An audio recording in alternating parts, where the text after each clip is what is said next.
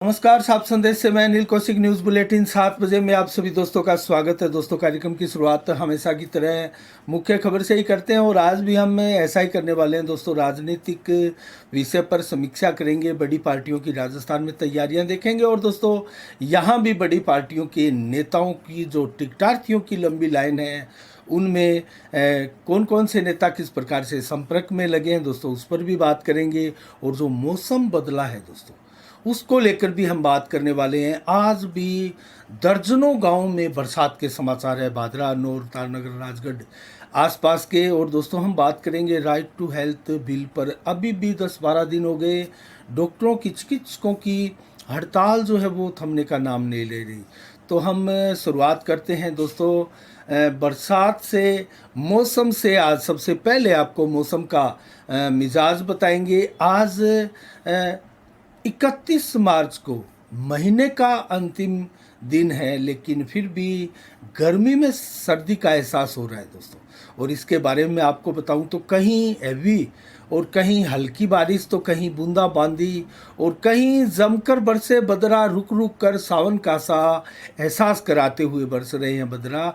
Booker का हो, हनुमानगढ़ हो, नौर हो, रावतसर हो, दलतपुरा, नौर हो, नेठराना हो, डुंगराना हो, मैं गाँव के हाल बताऊँ, नौर भादरा आसपास के, तो रासलाना हो, कर्णपुरा हो, रामसरा ताल हो, जोगीवाला हो, सेरडा, रामगढ़िया, जोरावरपुरा, देवसर, पांडुसर, नौर के भी, सिद्धमुख, पालड़ी, कर्णपुरा, अजितपुरा, छानीबड़ी आदि अनेक गांवों से बरसात के समाचार है। कहीं हल्की, कहीं बूंदाबांदी, तो कहीं भारी बरसात।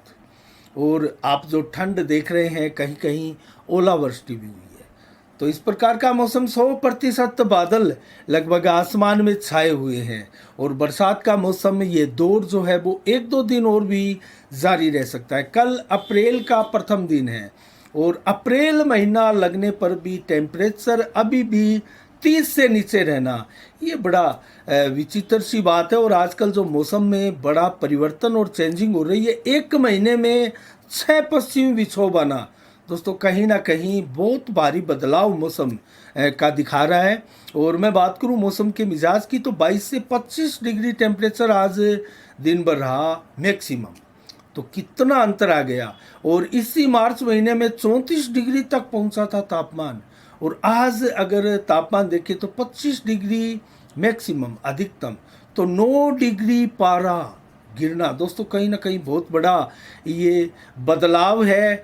आती हुई गर्मी में 9 डिग्री पारा गिर जाना 2-4-5-7 दिनों में, ये बहुत बड़ी बात है। और दोस्तों 100% लगभग बादल आज आसमान में छाए रहे। रात्रि को भी इसी प्रकार से कमोबेश बादल छाए रहेंगे। कभी अलग अलग समय में 6.3 mm बरसात हो, 3 mm बरसात हो, 1.4 mm बरसात हो। मौसम विभाग की चेतावनी भी आज के लिए है। रात्रि को भी बरसात होगी, इसकी भी मौसम विभाग की चेतावनी है दोस्तों। कम से कम रात्रि को भी बरसात का आंकलन 3-4 mm का है।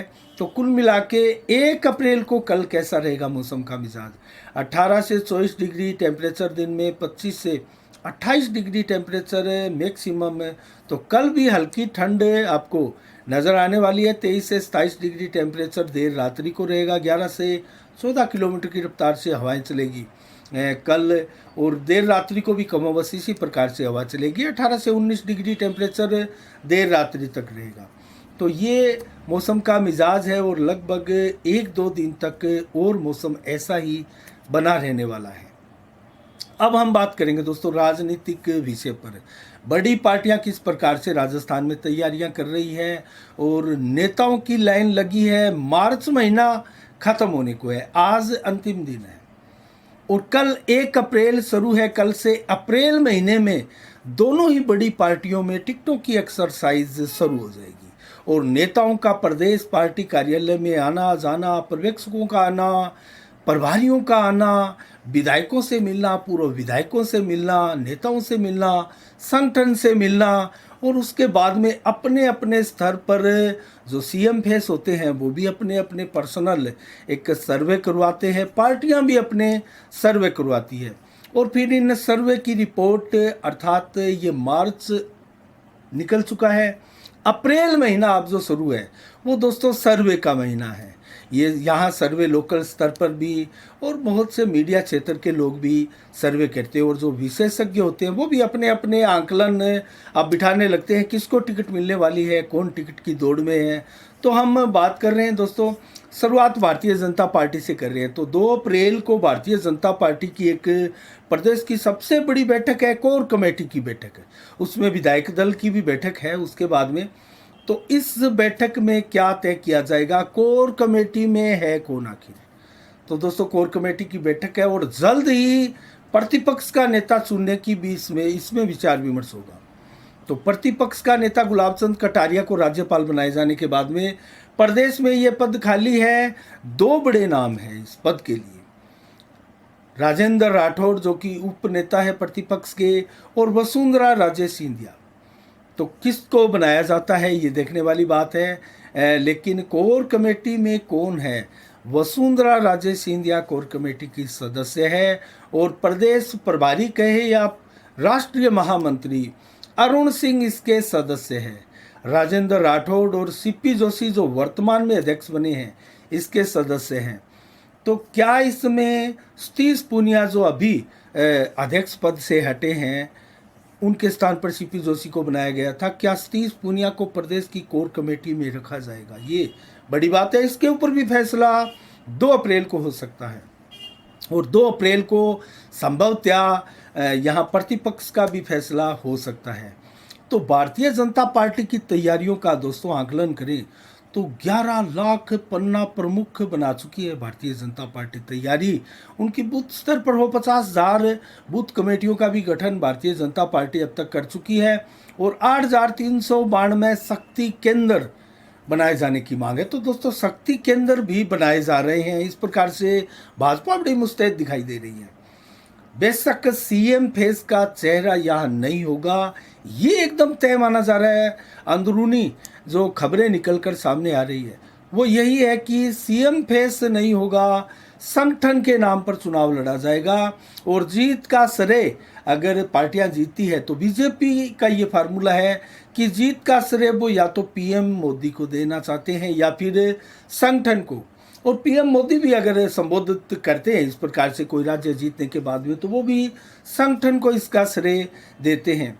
तो संगठन या पीएम मोदी ये श्रेय का सिस्टम रहेगा, और सीएम फेस नहीं होगा, ताकि गुटबंदियां रोकी जा सके और धड़ेबंदियों को रोका जा सके, बागियों की संख्या अधिक खड़ी ना हो चुनावों में, इस पर भी कंट्रोल किया जा सके।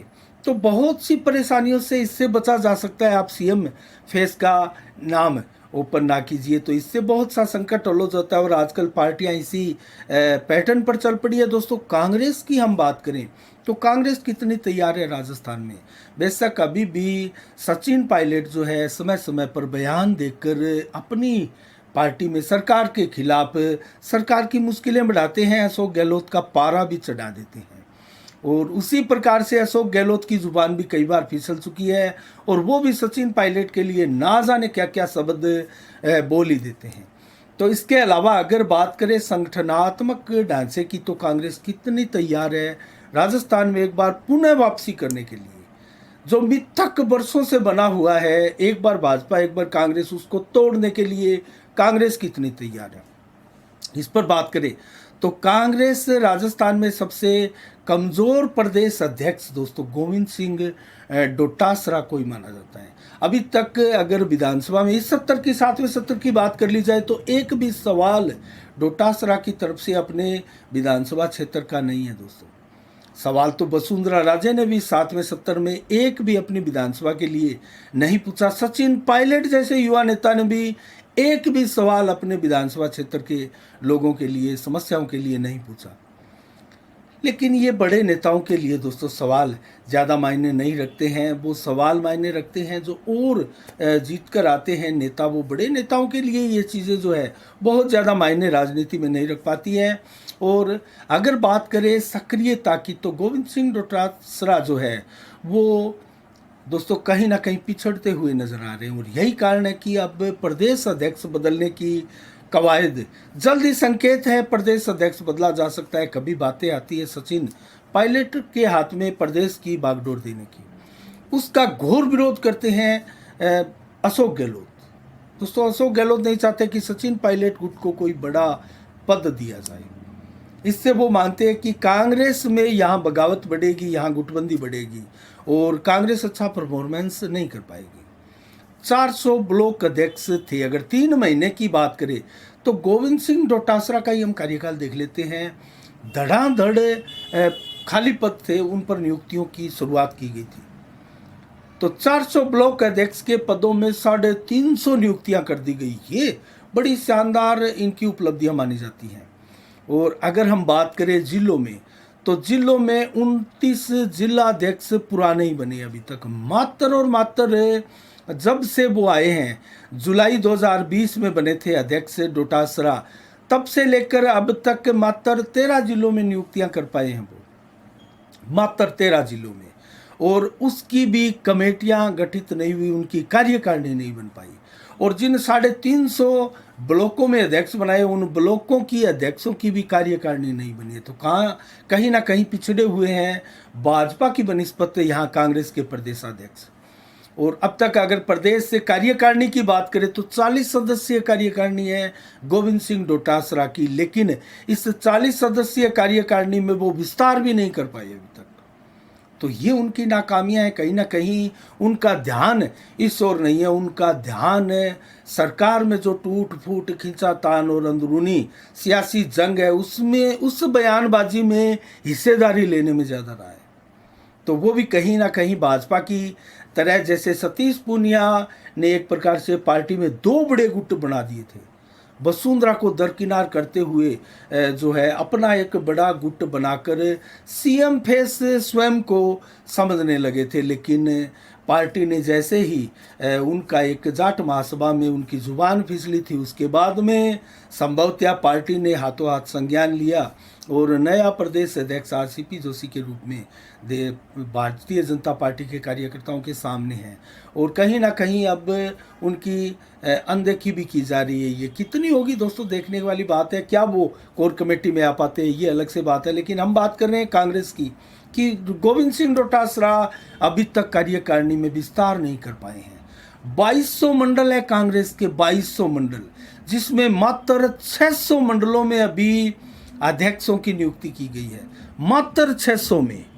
तो कहीं ना कहीं संगठन में ये कमजोरियां गोविंद सिंह डोटासरा की निकलकर सामने आ रही है। जब से सचिन पायलट को हटाकर उनको बनाया गया था, सचिन पायलट का प्रदेश कार्यकाल जो था अध्यक्ष का, वो कुल मिला के अच्छा था, युवाओं की उसमें भागीदारी अच्छी थी। अब चाहकर भी, आदेश जारी करके भी कांग्रेस की मीटिंगों में भीड़ नहीं जुट पा रही है दोस्तों। ये कहीं ना कहीं कमज़ोर संगठन का ही एक प्रकार से हम रूप मान सकते हैं, और कमज़ोर संगठन की ही ये कमियां मान सकते हैं कि मीटिंगों में भीड़ नहीं आने वाली।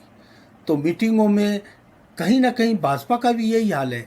कमेटियां गठित की जा रही है, अध्यक्ष बनाए जा रहे हैं, लेकिन जो अध्यक्ष हैं उनके नाम पर, उनकी कार्यकारिणी के नाम पर उनका एक मात्र चेहरा है। हमने बीजेपी के पीछे एक मीटिंग का चर्चा किया था, जिक्र किया था, जो कि भाजपा कार्यालय में हुई थी। मात्र 100 से अंडर कार्यकर्ता पहुंचे थे और वो भीड़ थी। कहीं ना कहीं जुगल किशोर जो थे महामंत्री बीजेपी के जिला अध्यक्ष, वो स्पष्ट कह चुके थे कि हमें ये भीड़ नहीं चाहिए, हमें कार्यकर्ता चाहिए जो रीति नीति को आगे बढ़ाते हुए पार्टी की जो योजनाएं हैं उनको जनता तक पहुंचा सके। हमें ऐसे कार्यकर्ताओं की मीटिंग चाहिए। तो दोस्तों कहीं ना कहीं कांग्रेस का भी यही हाल है। अभी राहुल गांधी को लेकर जो सत्याग्रह पूरे देश में कांग्रेस ने किया था, भादरा में भी जो अभी हाल ही में ब्लॉक अध्यक्ष बनाए गए हैं रविंद्र मोटसरा, उनके नेतृत्व में गांधी पार्क में एक सत्याग्रह किया गया था, मीटिंग रखी गई थी, मात्र 15-20 लोग आना। तो दोस्तों कहीं ना कहीं कांग्रेस का हाल भारतीय जनता पार्टी से भी काफ़ी नीचे गिरा हुआ है। कहीं ना कहीं सारे कन्फर्म नहीं कर रहे हैं, नेताओं को नहीं बुला रहे, पुराने कार्यकर्ताओं को नहीं बुलाया जा रहा है। अगर बात करें हम पुराने कार्यकर्ताओं की, तो दोस्तों कांग्रेस की बात करें तो बंवर खां पूर्व पार्षद जो है कांग्रेस की, कम से कम 35-40 वर्षों पुराने कार्यकर्ता है दोस्तों। किसी भी एक नेता मंत्री से भी ज़्यादा शख्सियत तो वो एक कार्यकर्ता के तौर पर कांग्रेस में रखते हैं। और उन्होंने एक पिछले दिनों अपने पार्टी के आला नेताओं को, संगठन के नेताओं को एक पत्र भी लिखा था और कांग्रेस की जो हालात बने हैं उसके ऊपर बड़ा शानदार उन्होंने पत्र लिखा था और पूरी खिंचाई भी की थी दोस्तों। तो कहने का तात्पर्य ये है कि ऐसे कार्यकर्ताओं की कमी है जो अपने बड़े आला नेताओं को भी खिंचाई कर सके, उनको पत्र लिख सके, उनको रियल स्थितियां बता सके। और जो क्षेत्र में कांग्रेस की दुर्गति हो रही है, पार्टियों की दुर्गति जो होती है, उसका मूल कारण क्या है दोस्तों? वो कारण कोई कार्यकर्ता बगैर डरे आपको बता दे, आला नेताओं को बताते, तो यही तो वो कार्यकर्ता होता है। ऐसे कार्यकर्ताओं को निकाल कर पार्टी के पदों पर नियुक्तियां की जाती है ताकि संगठनात्मक ढांचे को मजबूत किया जा सके।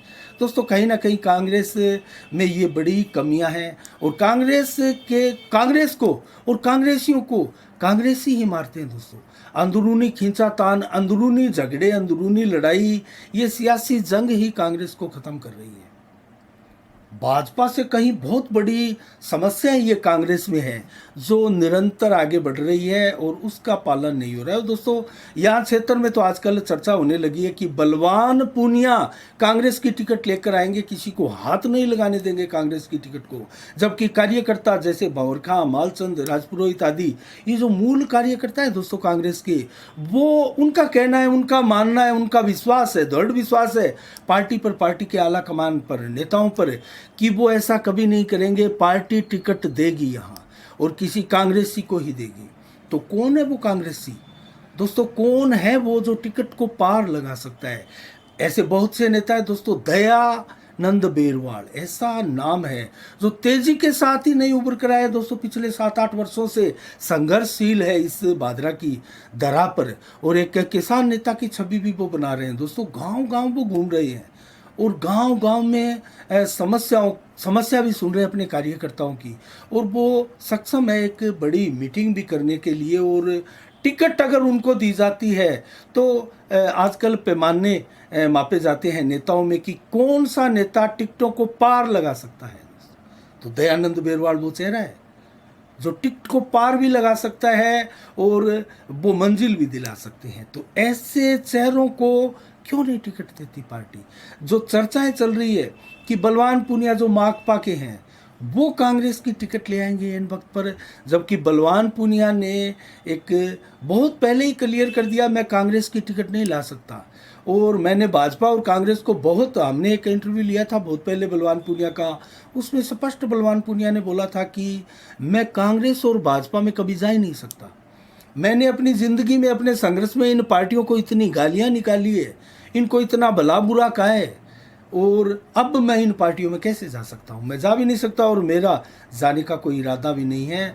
मैं इसी लाल झंडे के नीचे विधायक बनूंगा। वाकई में उन्होंने विधायक बनकर भी लाल झंडे के नीचे दिखाया, लेकिन क्या वो अपनी उन बातों पर कायम रहेंगे?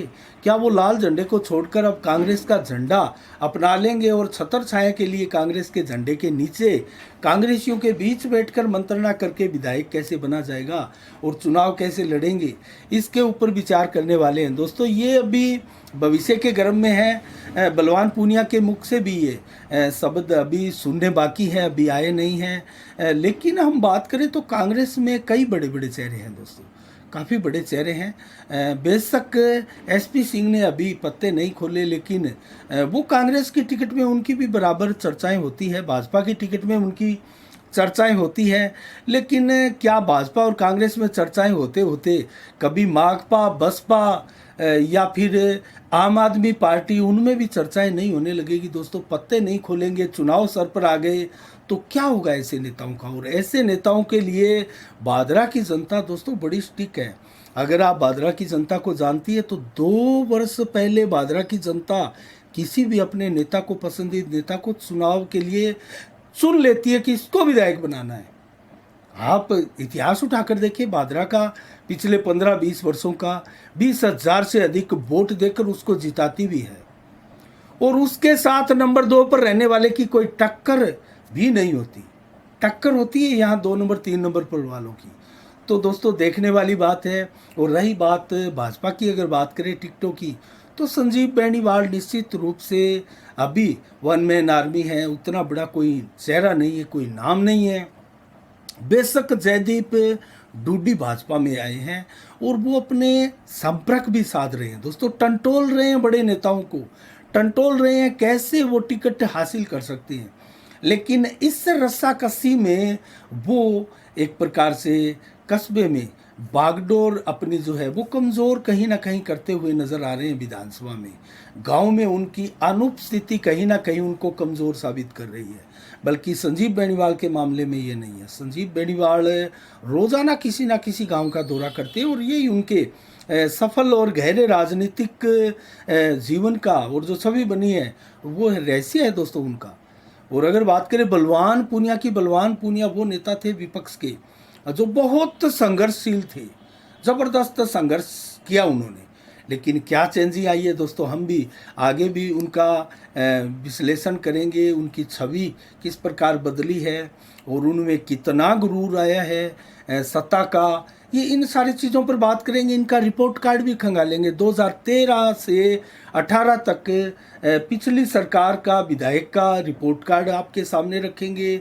और इस कार्यकाल में जब 5 वर्ष पूरे हो जाएंगे और संसद 70 एकदम बिल्कुल पूरे होकर कंप्लीट हो जाएंगे तो इनका रिपोर्ट कार्ड भी रखेंगे और इनकी उपस्थितियां रखेंगे, उनके विकास कार्य आपके सामने रखेंगे, कौन कौन से गांव में किस प्रकार के विकास कार्य करे और किन विभाग में कौन सा विधायक अव्वल रहा है, इसकी भी हम समीक्षा करेंगे और विस्तार से करेंगे।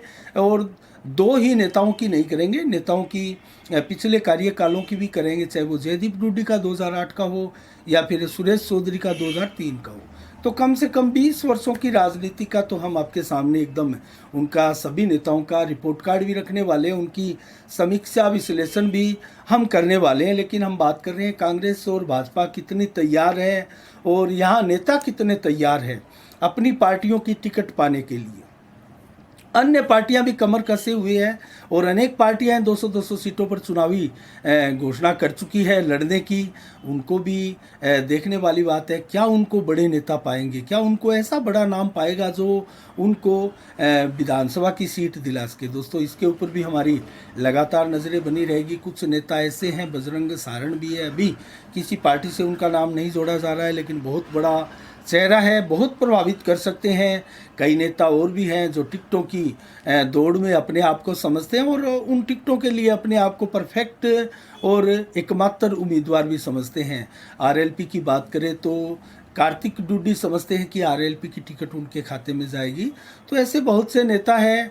कई राजेंद्र जलंधरा की बात करें भिरानी से, वो भी चुनाव लड़ने की बात कर रहे हैं। लेकिन यहाँ और भी अन्य पार्टियों की बात करें तो चौधरी चरण सिंह जी की पार्टी से भी यहाँ कोई मैदान में उतर सकता है उम्मीदवार। जैसा कि हमने गेहूगांव में चौधरी चरण सिंह जी की प्रतिमा का अनावरण हुआ था उस समय देखा था, रामस्वरूप गिल भी उनकी चर्चाएं हुई थी। तो अभी तो बहुत नाम और आने हैं और ऐसा नहीं है किसी की टिकट इतनी आसान होगी, चाहे वो कांग्रेस हो या भाजपा हो। आपको आसान लग रही है भाजपा की टिकट, लेकिन भाजपा की टिकट के लिए भी पसीने आने शुरू होंगे, क्योंकि भाजपा की टिकट में दावेदार अभी नहीं है। लेकिन दोस्तों ऐसा नहीं होता कि दावेदार उसके अलावा है ही नहीं, कोई संजीव बेनीवाल के अलावा दावेदार है। यहाँ जयदीप डूडी भी दावेदार है, कोई और भी नहीं आ सकते हैं। कुछ युवा नाम भी है जो चुनाव लड़ रहे हैं, लेकिन साथ में ये भी कह रहे हैं अगर उनको टिकट नहीं मिली तो वो पार्टी की सेवा करेंगे, तो पार्टी उनको टिकट कहाँ देगी। दोस्तों आज पार्टी में कम से कम ये आपको दिखाना पड़ेगा कि आपका रुतबा क्या है। अगर आप कहते ये कि पार्टी की टिकट आपको नहीं मिली तो आप पार्टी के साथ हैं, लेकिन बहुत से नेता ऐसे होते हैं जो पार्टी की टिकट उनको नहीं मिलती उसके बाद में भी जो है जनता का नाम लेकर कि हम क्या करें, जनता का फैसला है, जनता ने हमें चुनाव लड़ने के लिए मजबूर किया है और हम तो जनता के साथ हैं, जनता के सेवक हैं, जनता जैसा कहती है हम तो वैसा ही करते हैं। तो ऐसे बहुत से नेता हैं, संजीव बेनीवाल भी उनमें एक नाम है, बड़ा दमदार नाम है दोस्तों संजीव बेनीवाल का। और वो निर्दलीय भी चुनाव लड़ते हैं तो उनके इर्द गिर्द ही भादरा की राजनीति रहने वाली है।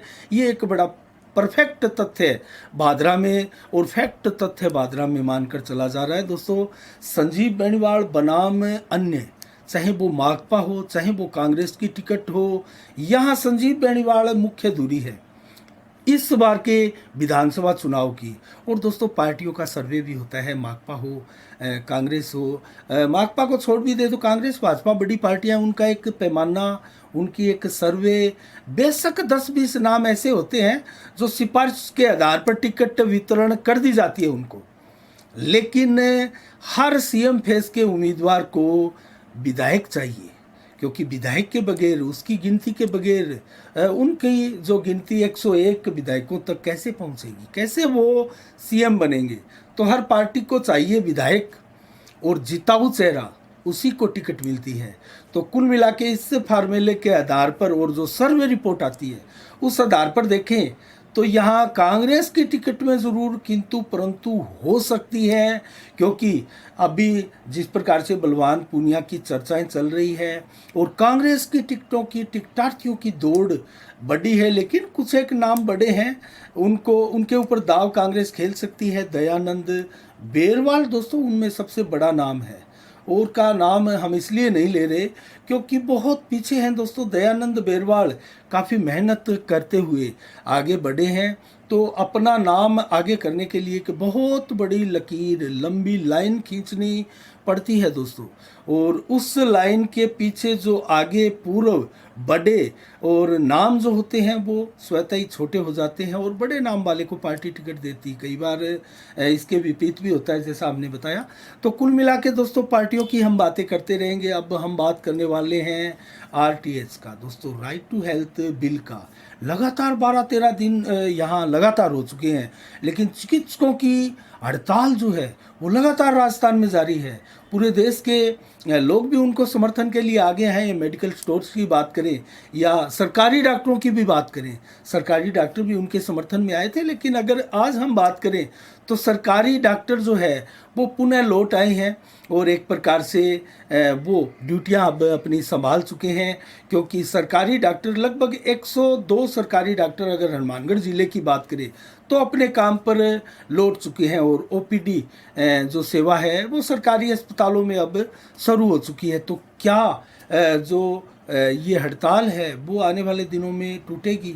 सरकार का रवैया नरम नहीं देखा जा रहा है, वहीं डॉक्टरों का भी रवैया नरम नहीं देखा जा रहा है। मरीज आसपास के राज्यों में, पंजाब, हरियाणा में बड़ी संख्या में जा रहे हैं दोस्तों, और लाखों की संख्या में मरीजों को परेशानियां झेलनी पड़ रही है, और इस पैसे के ऊपर सवालिया निशान लग रहे हैं।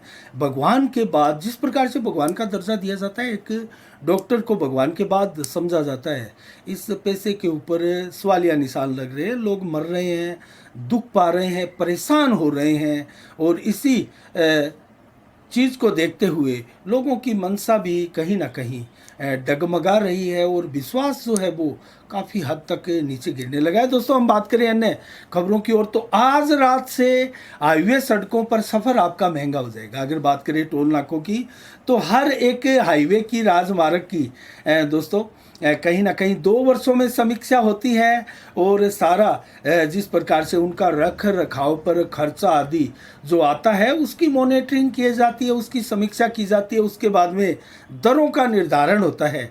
तो हनुमानगढ़ के तो जो 3 टोल नाका है दोस्तों, कहीं ना कहीं 10,000 से अधिक वाहन इन टोल नाकों से गुजरते हैं। 10% टोल टैक्स बढ़ने जा रहा है आज रात्रि को 12 बजे से, और नई दरें आज 12 बजे से लागू हो जाएगी। तो दोस्तों कहीं ना कहीं नौर, भादरा, राजगढ़, तारनगर, संगरिया, रावतसर, पल्लू आदि ये जो क्षेत्र है, उन क्षेत्रों के वाहन चालकों को अब अतिरिक्त 10% का टैक्स भार चुकाना पड़ेगा। तो इसके अलावा दोस्तों बात करें हम अन्य खबरों की, तो आज दोस्तों 31 मार्च है, और 31 मार्च महीने का लास्ट दिन है। भीमराव अंबेडकर को आज ही के दिन मरणोपरांत सबसे सर्वोच्च जो स्थान है, सम्मान है भारत का, भारत रत्न, वो दिया गया था दोस्तों। और 1774 को आज ही के दिन भारत में पहला डाक सेवा कार्यालय खुला था आज ही के दिन। और 1972 को मीना कुमारी फिल्मी दुनिया की महान हीरोइन, अभिनेत्री हुआ करती थी, उनका निधन हुआ था 1972 को दोस्तों। तो वो बहुत शानदार अभिनेत्री रही है मीना कुमारी।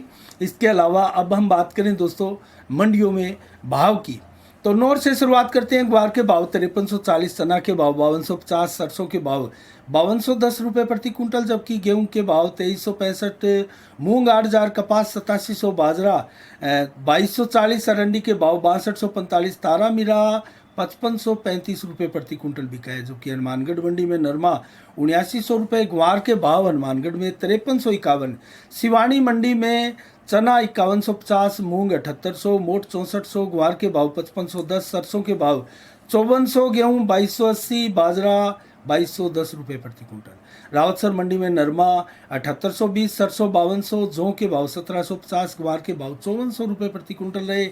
और सरसा मंडी में नरमा 7828, कपास के भाव 10,172 सर्वाधिक, जबकि जौ के भाव 1775 रहे। एलनाबाद मंडी में नरमा 7648, जौ के भाव 1941, सरसों के भाव 5221 रुपये प्रति कुंटल, जबकि ग्वार बिका है 5220 रुपये प्रति कुंटल। आदमपुर मंडी में नरमा बिका है 7900 रुपये, ग्वार 5323 रुपये, सरसों 5165 रुपये। और आज की अंतिम मंडी फतेहाबाद मंडी में सरसों बिके 5115, नरमा बिका है 7651, कपास 9400 रुपये प्रति कुंटल बिकी है। आज के लिए इतना ही। कल ठीक शाम 7 बजे फिर आपसे मुलाकात होगी, आपसे रूबरू होंगे नई खबरों के साथ, नई समीक्षा के साथ। तब तक के लिए आप अपना बहुत बहुत ख्याल रखिएगा। मुझे दीजिएगा इजाज़त। साफ संदेश से मैं अनिल कौशिक। नमस्कार। जय भारत, जय जय राजस्थान।